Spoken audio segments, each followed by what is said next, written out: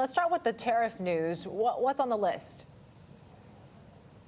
Yeah, Yvonne, so we're hearing from the Ministry of Finance that the tariffs that are going to be cut on imports include goods like frozen meat, frozen pork in particular, pharmaceuticals, paper products, and some high-tech goods. These tariffs would be cut starting on January 1st. Now, the imports of the frozen meat products could help alleviate some of those meat shortages in China as a result of the African swine flu. Now, I do want to point out that we're not hearing that this is directly tied to the ongoing negotiations between the U.S. and China, but that rather this is part of China's overall policy to open up its economy, to lower overall tariffs. The Ministry of Finance also said that goods from countries like New Zealand, Peru, Costa Rica, Switzerland, Iceland, Singapore, and many other countries would have even lower levies under the renegotiated free trade agreements with China. But even though this isn't directly tied perhaps to the U.S.-China trade deal, it does certainly improve the mood music and reduces some of the skepticism that China is going to have a hard time reaching those targets for agricultural imports from the United States.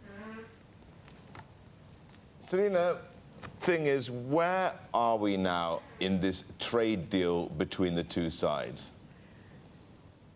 Now, our sources are saying that there are no major sticking points at this moment, but one of the holdups includes the painstaking translation of this massive document from English into Chinese. So our sources say that Chinese versions of the drafts are circulating right now. We don't have a location or date yet. We are expecting sometime in January, but Trump is due to travel to Switzerland for the annual World Economic Forum, and we're hearing that she is not expected to be there, which means that the two leaders aren't going to be able to meet face until later in the year. We did get some positive news from Trump, tweeting that the two sides had a good discussion and that China is already starting to buy those agricultural goods from the United States. So though we don't have the hard details, it looks like things are moving along as expected. And Selina, quickly, China is also hosting a summit with Japan and South Korea. What's likely on the agenda? Right, so this is an annual trilateral summit with Japan and South Korea. We are expecting economic and trade issues to be at the top of the list.